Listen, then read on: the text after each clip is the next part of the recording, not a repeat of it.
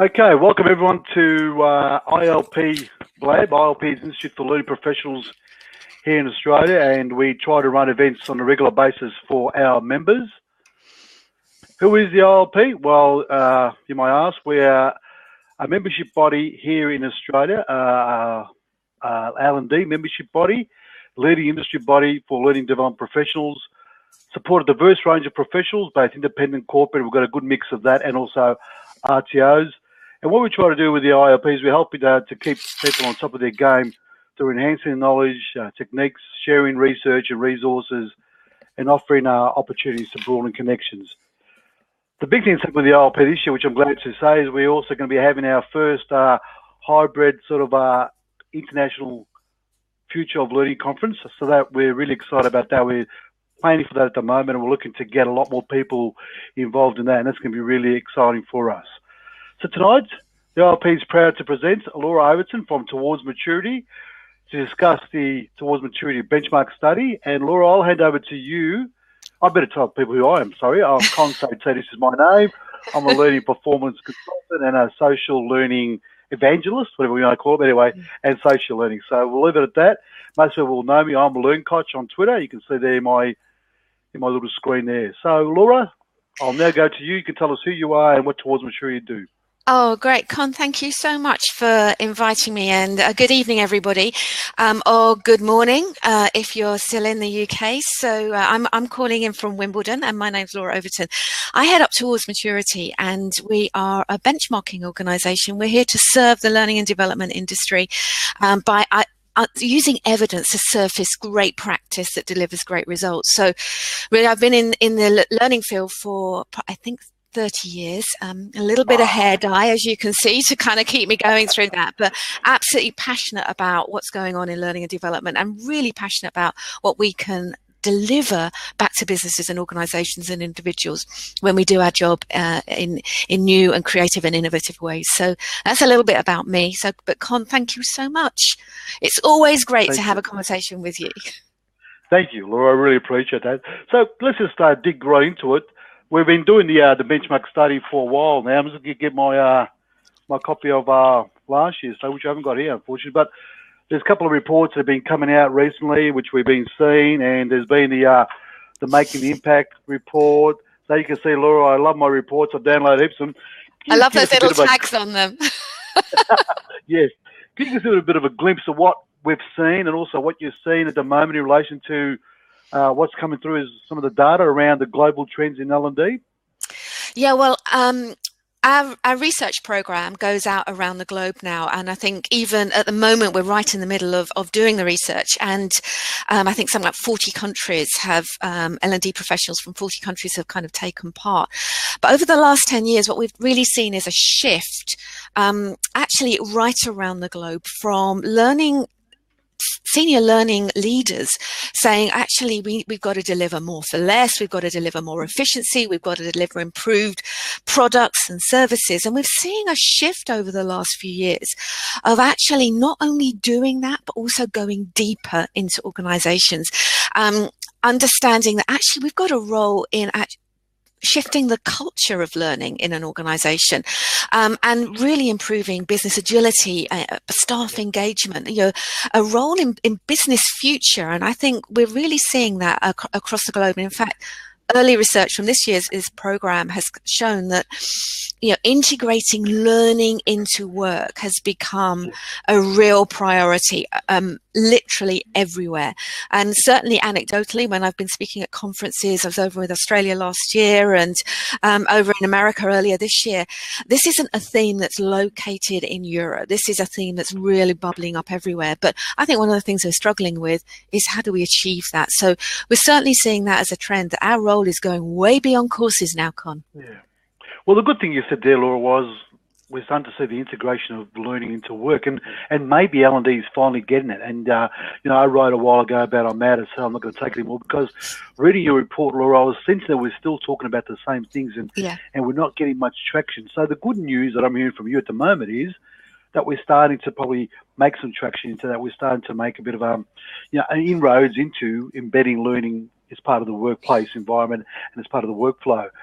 Having said that, what one of the things I look at a lot is that sort of performance consultancy, getting out up front. And I noticed that still comes up as a trend in your reports, especially we get the top tech companies are doing that great, but we get quite a bit of the others are sort of still struggling with that. Can you tell us why you think people are struggling with coming to grips with a performance consultants and that sort of conversation with the business and maybe how they can do it a bit better? Well, maybe if I take one step back, Con, if you don't mind, and look at you introduce that term of top deck organisations, and it sounds a little bit strange if you've not come across that before. I assume everyone knows what I'm talking about. Anyway, you're right. Maybe we should define it. But I think one of the things that we've been looking at over the last 10 years is what are organisations trying to achieve? I've given you one example already, and what are they actually achieving?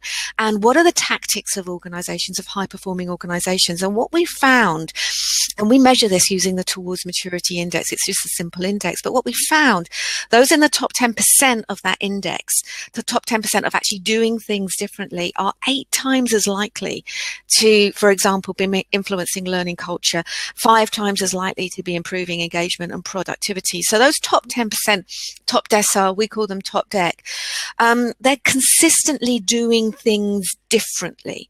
And you're right, Con, performance consulting, or unpacking what that means, is clearly in the minds of those top performing organizations. So we don't say to them, are you using performance consulting? But we are really interested in, do you analyze a business problem before recommending a solution? Do you look at what good looks like and set objectives? Do you understand key performance indicators that are important in the business?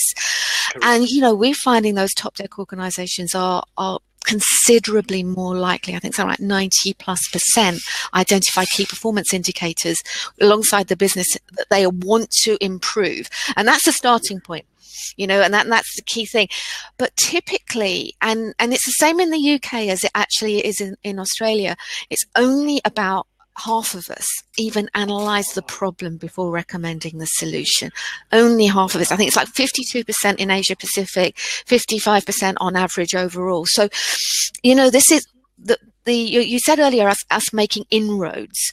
We're making inroads in our conversations, but our actions a little bit slower to kind of keep up with the conversations that we're having with There's each a delineation, isn't there? We're okay in talking about it, but maybe we're not applying it in our organisations. That's interesting, because I suppose I would have hoped that as we're talking about it, we actually are starting to demonstrate and apply it. But what you're saying is you're sensing maybe we're understanding what it now means, but we're not actually applying it as much as what we think we are. Is that right? There's a real trend of that, Con. Absolutely, a real trend. Wow. When I speak often at conferences, I talk about, our hunger to do things differently is really there now. 90% of us want to change the world. 90% of us want to integrate learning and work. Exactly, it's all of us. 90% plus are looking to, improve the talent process, the recruitment process, the induction process. But when we say, who's actually achieving that? It drops down. It drops down to like maybe 20 or 30%. So our aspirations versus what we're actually doing and achieving, there's a big difference. But you know what? That we have to start with the will to do something. And what I'm seeing now is the will within our profession to see change happening. What the top deck organizations are helping us understand is that when we put actions behind that will, it actually delivers results. And I think that's one of the biggest challenges that we've got literally around the globe in that space. And we're all strong in different areas, certainly with the Towards Maturity framework that people reflect on. In that framework of tactics, that's where we deconstruct things like performance consulting. We deconstruct models like 70-20-10. So we're not interested in the numbers, but we're interested in the activities behind those models that learning professionals can put into place. And when people do things, we see a difference. Yes. And I think Joe's been reading my mind. Joe always reads my mind, but what she says there, which is a good point. How do we, what gets in the way between aspiration and reality? And I suppose my question was very similar. How do we get aspiration and reality coming closer? What are you noticing? Any thoughts or ideas on that, Laura? Well, I think what gets in the way is there's a number of things. And in fact, I wrote a blog post, which I'm happy to put out on Twitter after this, right at the beginning of the year, about what we need to let go of in order to move on. You know, and I was really surprised actually when I wrote that. It was more of a, if I'm really honest, and it's just between you and me, Con, and everyone else, I guess. No one else. Everyone else was talking about the big trends, what's going to be happening in 2016. And, you know, we've got a lot of data. And I was really busy over Christmas and I didn't do my big trends article.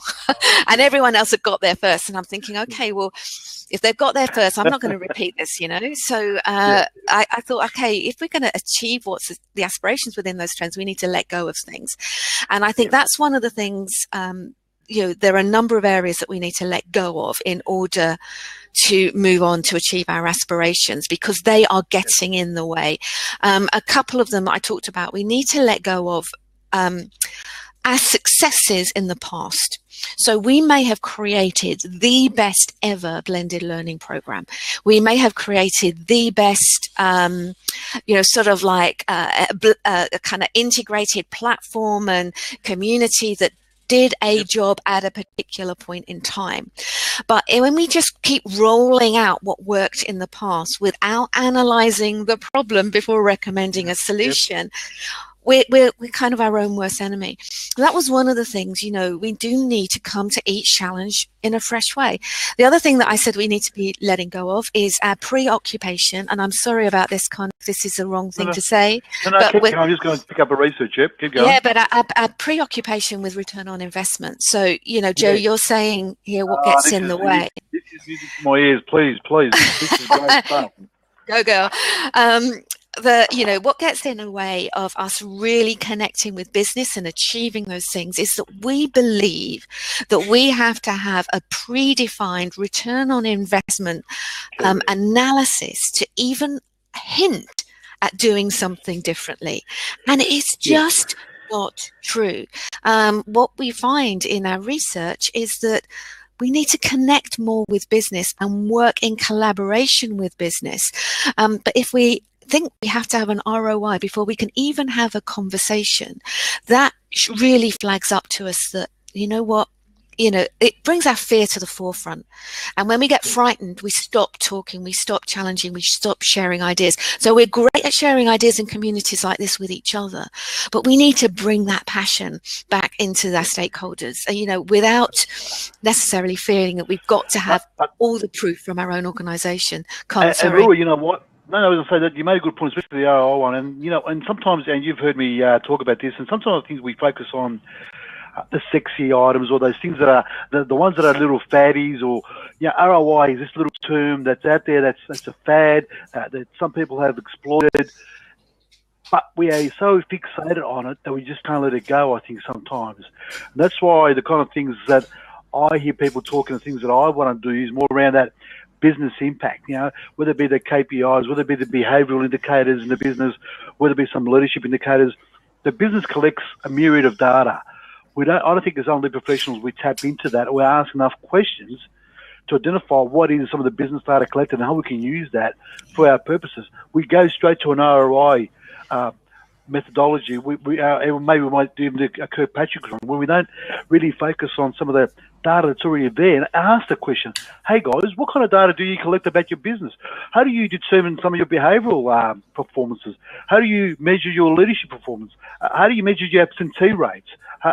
Do you track your leave rates? Do you track your compensation rates? And they're the kind of data sets that are out there that I think is only we should start to explore and see how we can start utilising as part of our interventions in where we're making an impact. Or if not making an impact, we can say, well, this intervention didn't work. So what do you think about that? Do we exploit enough of our data in the organisation, or we just jump to X because it's easy to collect and easy to pick up?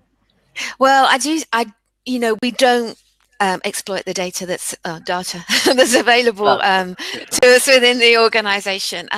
We don't identify it up front. And let me give you an example of this. Just get really practical here, because I think a lot of learning professionals hate the word data. It's numbers, it's scary, and it's something that, you know, we really, really struggle with. So let me just pick up on a few things here. You know, the key performance indicators in business are what drives through our stakeholders. So let's just have that conversation up front with them. Only 30% of us on overall have that conversation with business leaders saying, okay, well, what's important to you? How do you measure it? Let's find out. It's not about let's get under the skin of the data, but it's about what's important to you, having that conversation up front with business leaders about what's important to you. Let's identify that and find out what you're currently measuring. We found in that report you were mentioning earlier about making an impact, those who had that conversation up front then enjoyed much more engagement across the process. Their business managers were much more likely to be engaged and connected with the design of the program, to supporting their own staff through the program, to helping their staff apply what came out of the program, and were also much more willing to share their own data about the success of the program. So it was a virtuous circle that kind of really brought success into an organization. So just one simple thing, Con, are we using the data effectively? Yes, well, exactly right. That is one simple conversation. It's not us becoming incredible business analysts, data analysts. That I think that's a really important role for learning and development moving forward. But just being willing to talk about what's already out there and work with people who are more familiar with that data, that actually just allows us to suddenly become integrated in the workplace, not just bolted on and trying to sell something into the workplace. So that's a really small example, but I can give you plenty more. If I may, can I just give you one more example that people don't think about as data? Please do. When we do a lot of quantitative research, we look at the data about when people compare their tactics with their peers and how that kind of looks like with their tools maturity index. But qualitative data is all about words. It's all about analyzing words, and we are good at words in learning and development. We are good at collecting stories, collecting videos, getting people to reflect on how they've done things. Now, many of us don't even start to analyze the qualitative data in order to understand the impact. There's power in those words. There's power in sharing testimonies, but there's also power in really analyzing when you've got 10 or 12 people who've been through a program and they're all saying, this has helped me, that's helped me. You can start to analyze pictures from those words and those data that are really powerful to share back with the business. So there's two really simple data points that would be so within our reach in order to build our confidence and share those conversations. A process I use exactly there, Laura, is a process I use which is very similar. In fact, it's exactly what you talked about. It's called performance story reporting, which is capturing the stories from the business to provide a causal, if not a causal, correlation between the intervention and the story. And it's a process I come across where it's also based, I won't go too long about it here, but it's got an outcomes panel that comes together. So you've got a business representative, you've got an L&D representative, you've got a business executive representative, and they look at the stories and they read the stories and they validate and judge and pass some judgment on those stories and bring those into the overall L&D report on the effectiveness or otherwise of an intervention or a program. And it's a very powerful, like I said, it's a very powerful technique that if you can bottle it and you can start using it and start adopting it, can give you a lot of information. So I'm glad you mentioned that one. And it's so true, Con, because in the benchmarking process, what we have done is deconstruct a lot of models there. So when it comes down to the kind of evaluation and impact, we've deconstructed Kirkpatrick and Phillips and Brinkerhoff. It's not that we're interested in one way or another, but storytelling, capturing stories, those top deck organizations are doing it, but they're also using analytics as well, and they're revisiting, they're 3 or 4 times more likely to be revisiting KPIs that they've identified up front. I have to say that in the global trends, on average, I think only 13% of us go back to the KPIs that we've identified up front. Only 13%. Wow. In Australia, it is 23%. So, you're almost twice as likely as the rest of the world. Wow, that's great insight, Laura. That's magnificent insight. To be looking at that. So I think it's, it's being confident to be able to go back. You're doing well in Australia, but it's only 1 in 5 that are doing it. So So there's a little Still, bit of progress we're that we getting can all there. make We're there. Hey, we could talk about impact for till the cows come home. Yeah, we can. Let's move on. Night. I want to move on to the 70-20-10. Yeah. And I know you've done an analysis of that because it's also very much dear to a lot of our hearts in L&D. We always talk about it. We all, I don't say we struggle with it, but we all have a bit of a challenge in time to implement a blended learning approach. What can you tell us about your findings in this one, which is the February 2016 report? And what are some of the key things that you want to highlight about how L&D is going about in trying to implement and adopt the 70-20-10 approach? Well, it's really interesting. We're, when we do our research, Con, you know this, is that, we don't set ourselves up being experts in everything, but it's about our knowledge networks, isn't it? So we've been working with people like Jane Hart and Charles Jennings, Jay Cross has very much been influential in our work, so for a long time. So again, working with those kinds of people from the Internet Time Alliance, we've been deconstructing tactics behind these models. We have asked a question about, do you use models that help you integrate learning into work, for example, 70-20-10, but we're less interested in the proportion of what's being learned, but the tactics behind it. And in the report that you highlighted, it was the first time we looked at the tactics behind it. And we co-wrote this with Charles Jennings, and we found that it wasn't that the high-performing organizations were doing more work in the experiential or more work in the social, but they were balancing their activities across the three. They weren't only focusing in on the formal learning. So they're more likely to be working, as we've talked so much about this already, about with line managers, the significant role of line managers. How do you equip line managers to help them do their job by helping them get the best out of their people? They're more likely to be encouraging learning experience. In the social side, the top performing organizations are more likely to be not only recognizing that learning takes place socially, but also taking an active role in facilitating learning that takes place socially. So they'll be curating, they'll be helping people find the right people, they'll be stimulating conversations, they'll be modeling social and the ability to work and connect and engage with each other in a formal setting in order to help people to work and connect and engage with each other in a social setting. So some amazing examples coming through of some of that work that's happening there. But it's about balance. A lot of our work, Con, is about common sense rather than the latest hot trend.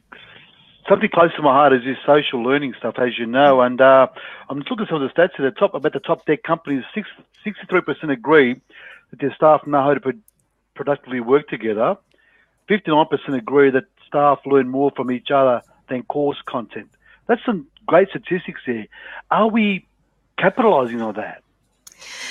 Well, I think because traditionally we've been known for delivering courses and for delivering performance and delivering e-learning and learning management systems and managing organizational learning in the formal sense, it's actually tainted our mindset. So whilst we want to shift out, we were talking earlier in the conversation about moving into integrating learning and work, our traditional mindset, we need to shift that.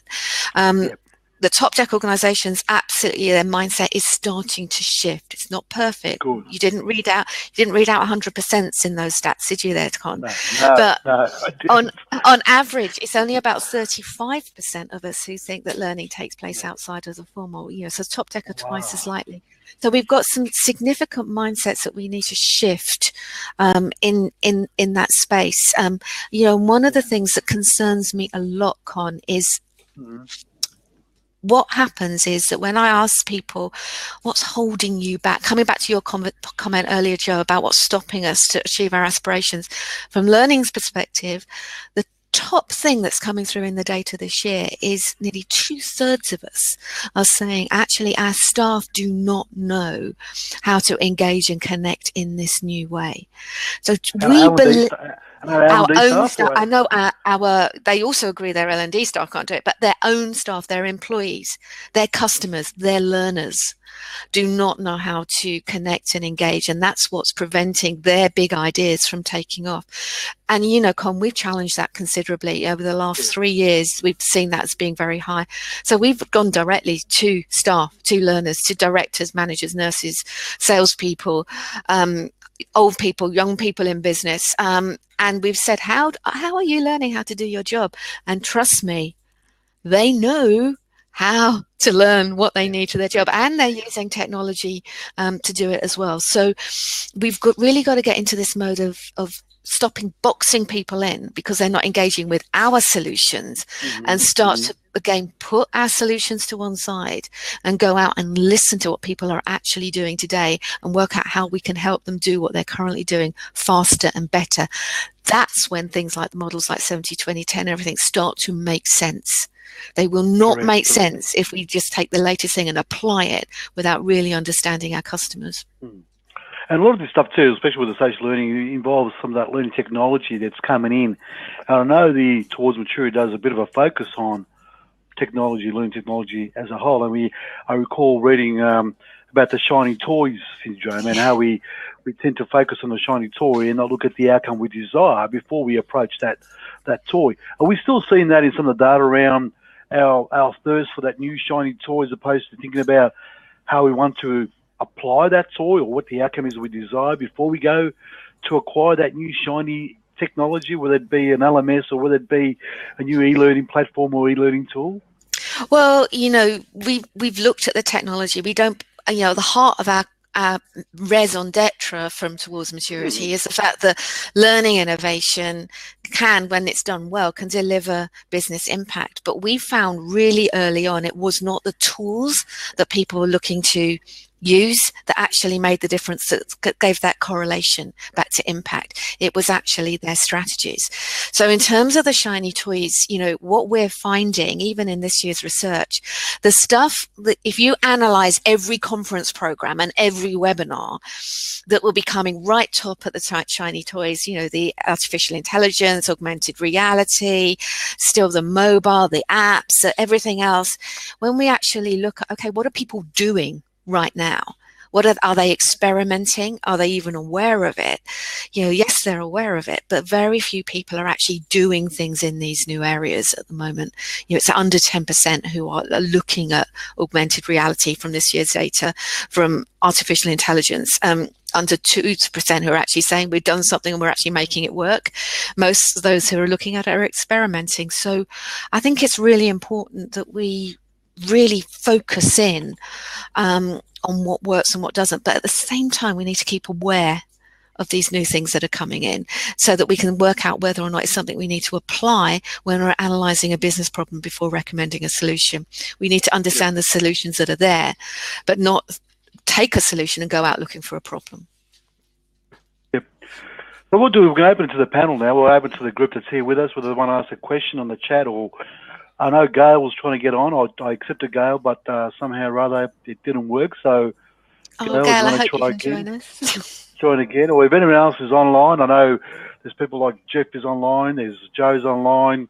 There's also who is this? That's I think it's Neil Price. So please feel free, people, to either ask a question or to take up one of the seats. So we'd be happy to accept you. So until we get that, what we'll do is we'll continue. So Laura, going back to what we then wanted to move on to, which is around some of the new skills, or maybe not new skills, some of the skills, full stop, that L&D professionals and practitioners need to start acquiring and start developing. We talked about performance consultancy. We talked about some of the blended learning approaches. Is there anything else that's coming through your research that you want to highlight for us? Yeah, there's a report that we've done recently with the CIPD here in the UK, looking at how do we prepare as a profession for the skills of the future. You know, talking with Joe about this last week, how do we develop talent within ourselves in order to achieve our full potential? And when we look at what learning professionals believe that they need right now in their teams, the skills are really broad. absolutely, Con, the stuff we've talked about so far, performance consulting, data analytics, blended learning, instructional design, they're right there. But there are equal number of skills that we've identified now that that people are saying we need these in our programs, which are traditionally more business skills, project management, marketing and communication, stakeholder engagement, kind of skills that we're looking for. If in analytics and all of those sorts of areas, people are saying, we need a broader, wider skill set in order to deliver this kind of service. And we're constantly exploring ways in which we can build those skills. But it's important that we understand that this is actually, let's say, all down to us. We need to be good at what we do, but we also need to recognize what else we need in the team and then to second it in, build it in. So great example of an organization over here, finance organization, very forward thinking learning and development leader called Laura over here, who understood analytics was going to be absolutely critical to help her with stakeholder engagement. So she made best friends with their data team in the organization themselves and said, okay, well, what have you already got? How can I use it? And just teamed up with them. Top performing teams teaming up all the time with their IT department. Their IT department isn't the gateway to progress, but actually when you start having a different conversation about, okay, what are you doing and how can I embrace that to help support learning and performance in the organization? Completely different ball game. So a lot of new skills coming through, but it's who we team up with, how we work with our suppliers, our consultants, how we bring in what we haven't got. That's absolutely critical, and that takes a certain sense of discernment and judgment and honesty about ourselves. It's a bigger world out there. And you see, I suppose that's where organisations like the ILP can play a role in educating and supporting professionals as part of their professional development and education, and I suppose providing programs and tailoring programs to meet those new needs, those new skills that are required. I think one of them that you mentioned there, I think the one I'm seeing more and more is the relationship management skills. Traditionally, L&D is not known to have those skills because someone else has done the relationship up front. Something, they take the order, they deliver the order. See you later. Yes, how was that? That was really good. It was great. So, is the relationship management skills something that's crucial to the long-term survival, or should we just put our head in the sand and say that's for someone else to do, that's for the business and maybe my senior manager to work out on, and I'm just the instructor designer producing this product here, and I don't really need to worry about having a relationship with the business? Mm-hmm. Yeah, Con, I think that's a really interesting point that you flagged. And when we say, what skills do you need? Do we need relationship management skills? Maybe the question is to what extent do we need to be able to have a deep relationship with managers? That's, for me, is an important starting point, because unless we actually believe in the value of having that kind of connection with line managers, we can see the benefits of having that connection, then we're not going to be aware of how good or bad we are at doing that. So I think one of the things we need to do is actually step back. And so is the ability to have good relationships with managers, to be seen as credible, to be offered an invitation to, what is your opinion, Con? What is your opinion, Joe, Laura? If that we believe is important for our success moving forward, then we have to be honest with ourselves and say, are we any good at that? And then that leads us to the skills. So I think we need to understand why before we ask the question, have we got the skills? And I have to say that, not many learning leaders ask that question of themselves.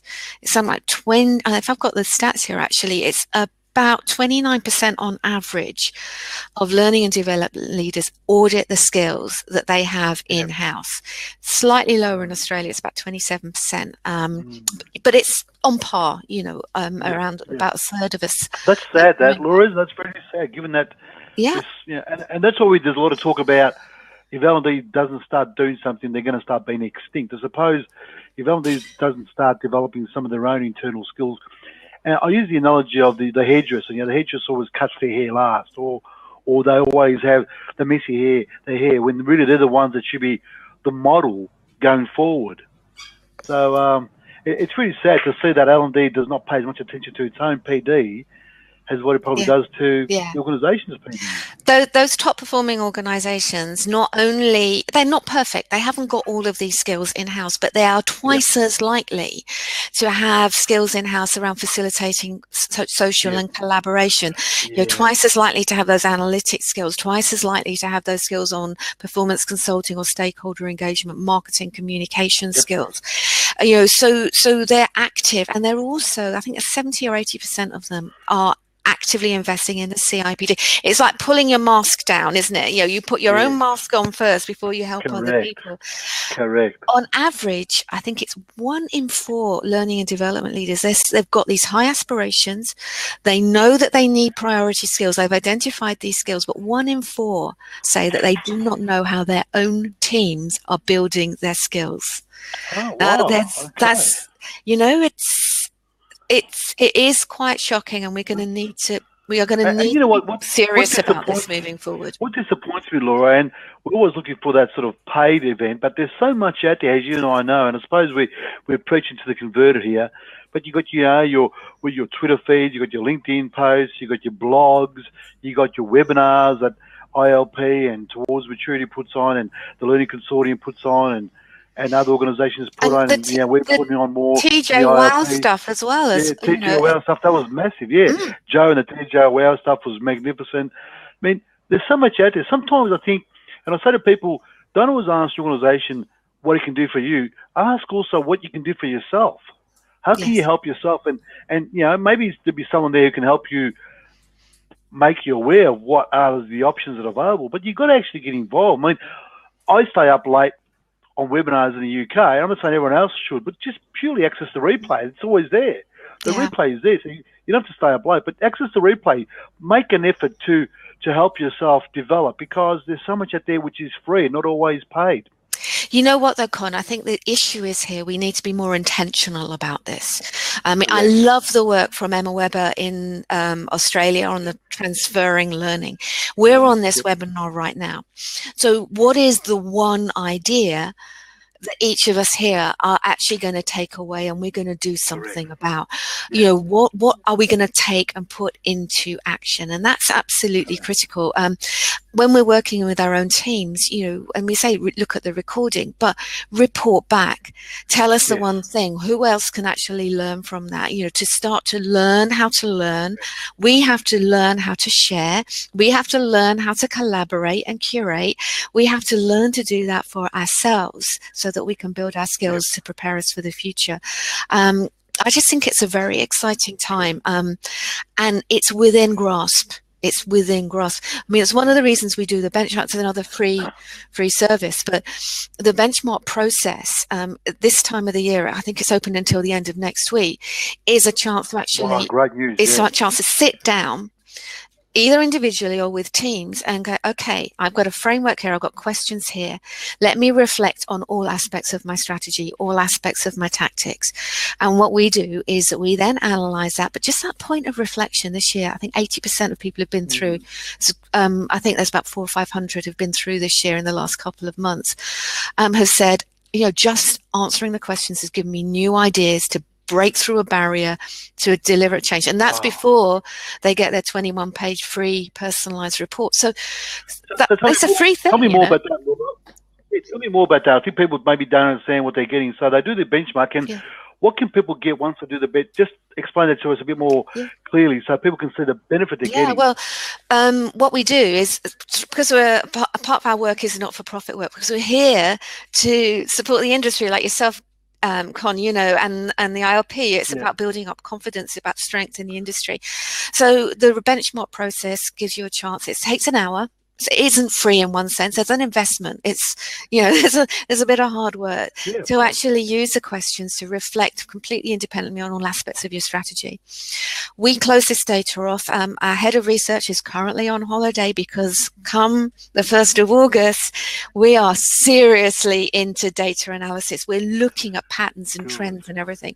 So in early September, everyone who's been in will get this 21-page report saying, this is what you're trying to achieve. This this is what the top performing organizations achieve. It gives you data to help you make your business case internally. It gives you where you're weak, where you're strong on things like workplace, social, formal learning. It gives you an indicator on how you're doing on alignment and engagement. It gives you 21 or 19 different indicators on kind of business alignment, the skills and capabilities of your teams, the barriers. And so it gives you that really personal roadmap that you can then say, okay, let me look at this. Let me use this to decide what am I going to prioritize this year. It establishes literally a benchmark for you and a chance for you to take those ideas and say, where am I going to go next with these ideas? And then you come back next year. Can they also tap into local data for themselves? So let's say we get quite a few Australian organisations. Can they come back to you and say, can you give me a snapshot of what's happening around this region? So I want to see how I trend or how I compare against my fellow organisations. Can they do that too, Well, Laura? what we do is we do the free report. We also do the main benchmark report, so we prioritise you first.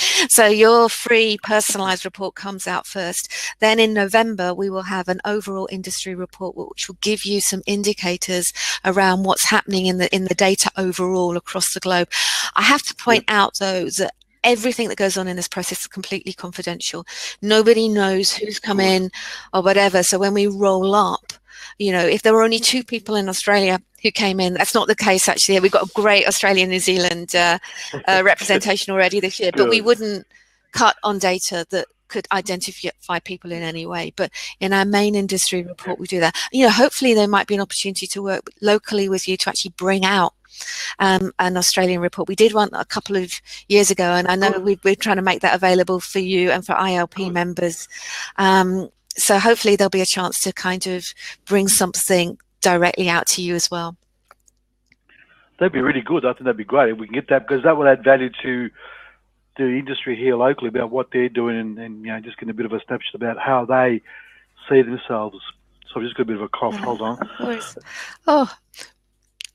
Okay, I've got a question here from Jeff. And Jeff asked a good question. Yeah. How can L&D increase the ability? I'll let you read it, Laura. So how can they increase the ability to handle the complexities? Yeah. We've seen in this year's data, Jeff, that the pace of change is really ramped up as a barrier. So what you're reflecting is actually reflected globally at the moment in terms of that. Now, what we've been doing and looking at the high-performing organizations, you know what? They have simplified things. They are looking at ways to make things easier. They're going back to basics. They are going back to who are my customers? Who are my learners? What's the business need?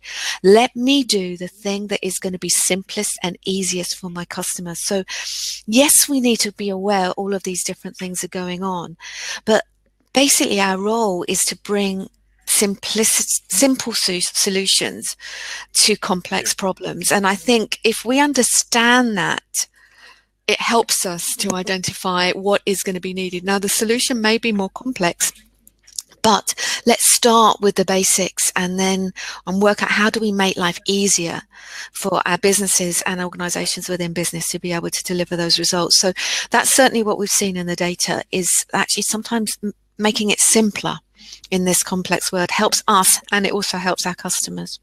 So hopefully, help Jeff, happy for Jeff to come online. He wants to pick up one of the seats. Happy to him to log in and have a chat. What I was going to do is, based on what Jeff was saying too, one of the reports I came across, you would have seen the Allen report on the trends. And one of the things here they pick up a lot of trends, so mobile learning, for example, and obviously gamification. Do you, in Towards Maturity, benchmark or track any of those sort of trends specifically, or is it more just broadly? Of course we do, Con. Of course. Good on you. Now, so if you do, tell me what's happening with MOOCs, because I'd love to hear what's happening with MOOCs. Yeah, well, with MOOCs, it's been really interesting. We're tracking that, and we are seeing an increase in corporate use of external resources like MOOCs, like TED Talks. Yes. So, the smart, savvy organizations are really starting to look at the whole area of MOOCs. Ooh.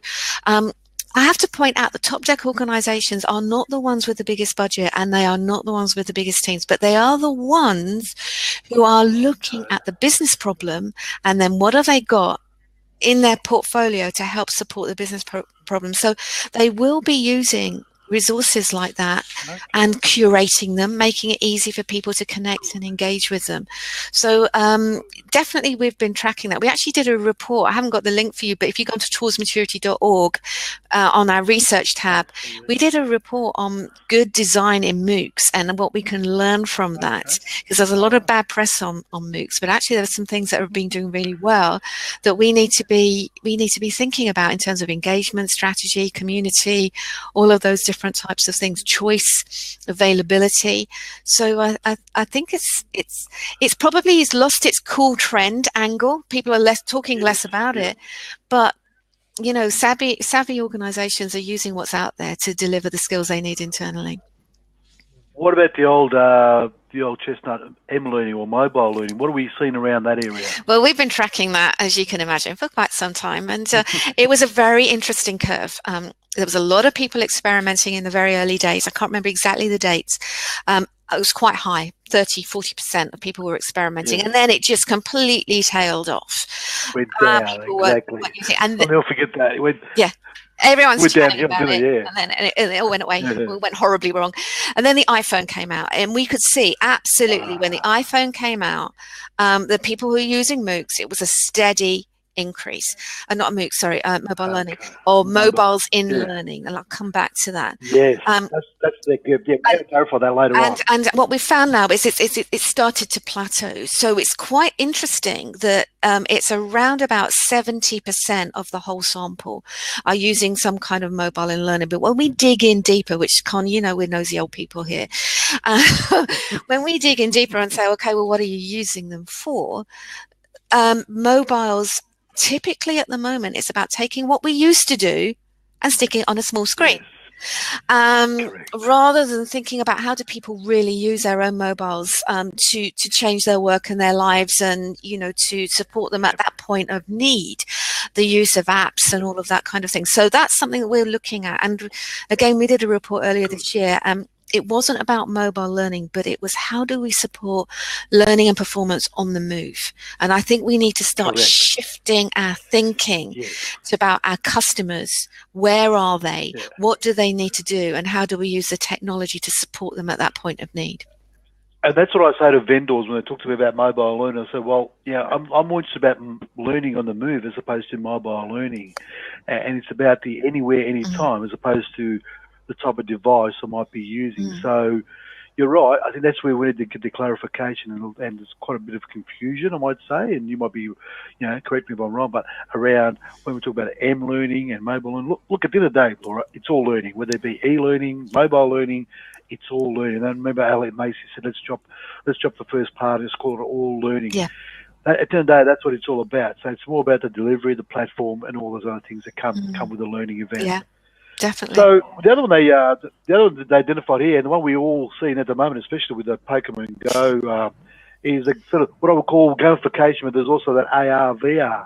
Are we, in your current research or data, you get anything coming out in AR, VR? Well, we're certainly asking about that this year, and as I mentioned earlier, people are starting to experiment. At the moment, when I looked at the data, I think it was yesterday, it was coming in. It was still under 10% who were experimenting in those different areas. But again, one of the things that we've been deconstructing in terms of the tactics that we're getting people to reflect on is not are you using gamification, or not are you using these things, but you know, are you using aspects of it to actually engage and to work with people. So in this year's main industry report, it is one of the things that we will be taking a look at now as to, you know, if people who are more active in all aspects of, you know, the role of storytelling, the way that you use simulations, the way you use leaderboards, all of those badges, recognition, all of that kind of thing. We've been exploring those individually. So I think what we're going to be doing when we do the main analysis for the main industry benchmark is to do a little bit of stepping back back and say, okay, those who are getting great results, it's all about impact all the time. Do they happen to be doing more of these things? So we'll hopefully have some really good evidence for you. So rather than just be chatting about it has to be the latest thing, we'll say, okay, those who are doing it, are they getting better results? And because that's ultimately, we're a little bit boring like that, but ultimately we're about business results and how learning and HR and people can help deliver great business results and great engagement in work. So we're getting close to the end. So talk about the future of Towards Maturity and where you want to take it. What's your vision and plans around Towards Maturity and the benchmarking study? Is there one area or is there one thing you really want to do that you haven't done yet? Well, that's a good question. I think if you go back to that kind of Simon Sinek work, about the why, I think that's the real heart of what we do. The why is all about learning, innovation, and business impact. For 30 years, I've not been able to shake it personally. I've got the most incredible team that works with us now, and ultimately, everyone is passionate about that. We happen to use data. We happen to use benchmarking to actually uncover that, bring evidence to the marketplace. But, in terms of moving forward with our work, what we really want to do is to find new ways of doing the how. How can we help people to deliver that learning innovation? And that, for us, we're incredibly collaborative as an organization. Our whole philosophy is about, working with other people, because we believe that actually we get better results when we, Con and I, when we share ideas, when we come up. So our future is in the hands of ourselves, obviously, but also by working with our communities. We work on the supply side of the industry, providing advice, but we also really actively involved in working directly with people from, we try and make as much as we do as possible freely available. So people without budget aren't restricted in access to innovative ideas. But, how we help people is something, it's always evolving, and we're excited about that. And you're making an impact. I was at a session yesterday with Aaron from Deacon Prime, and he was using a lot of your, I don't know if you saw my tweets, he was using a lot of your stats as part of his learning. His learning innovation. He had a chat on learning innovation design, and he was using a lot of the benchmark data, and he actually told people, if you haven't looked at Towards Maturity in the benchmark data, you're doing yourself an injustice. You really got to just start focusing in on this particular study. So you are, I think you're making an impact, Laura. I know you are making an impact. I know you're having an impact on people like myself and others who read your reports thoroughly and actually wait for them to come out, because we just can't wait to get our hands on the next one, just to see the trends, to see what's changed, to see what's moved, to see what hasn't moved, and to see where whether we are consultants or even learning professionals, to see where we need to start sort of honing in or focusing in on. So on behalf of all of us, thank you very much for all the work you guys do. I know you've got a lot of ambassadors that are supporters of you and all in the report, and they all help a lot in getting this thing happening, and it couldn't be done without them. But having said that, you as the leader of the organisation, Laura, you should take a lot of credit about the way you've gone about with this process, and you've actually taken Towards Maturity to that level where it's embraced and accepted by a lot of people around the world, which is a great fillip in your hat. So it's really well done. Blushing. That's right. So, was there any questions or comments for Laura before we go? We'll get some thank yous. That's great. So what we'll do is, Laura, you've set up for our members, and we'll put that in the newsletter. You'll send me the email address where our members will be able to get access to some reports and some data. Is that correct? That's absolutely correct. The members will have access to that. I don't want to, because my camera's in the corner, I don't want to be typing here, but people want to take part in the benchmark. That's obviously available, and that's at towardsmaturity.org/benchmark. You can come in, and I would say it's really worth it. Michelle Ockers, we were talking to her last week, was talking about how she's doing that year on year and just using it to stimulate ideas. So hopefully you guys will really want to be able to take part in that. It's about using evidence to create confidence. So it's part of the service at the moment. So we'd love it if you want to. I'll put the link in there. Yep. And I want to say sorry to Gail. Gail, sorry we couldn't get you on. I tried a couple of times to accept you.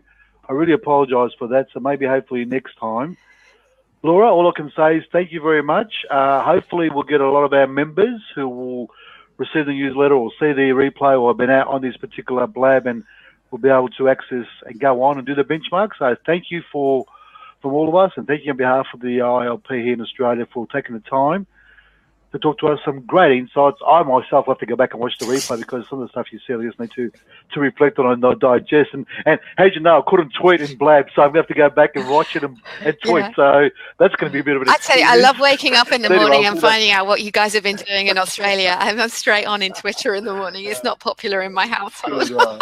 Yeah. Thank you, Laura. Yep. So we do. Trust me, I do the same when I wake up every morning. I look at you guys and see what you guys are doing.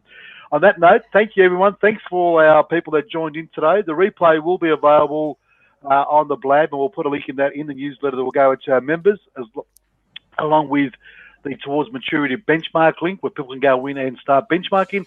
And we'll also have a link there to an email that you can send off to Laura and organisation. I'll send you back an email back with a list of resources that you can tap into and use. And Laura, I'm assuming people can use this and adapt them for their needs in the organisation, so they can actually copy and paste some data and stats and use them in their business case. You okay with that? As long as it's about help. It needs to be attributed, and also please tell us if it's helping. I had someone bump into me the other day who said, the report gave me an opportunity to get a newer promotion in the organisation. I don't even know there's some of this stuff, so please keep in contact on Twitter and everything else. Good. So we'll let people use it, but they need to attribute it and also let Laura know that they've used it in a business case or an initiative they've been doing. Look, enough said. Thank you very much for your time. On that note, I'll just pause the recording and we'll finish it. What I'll do is I'll just pause the recording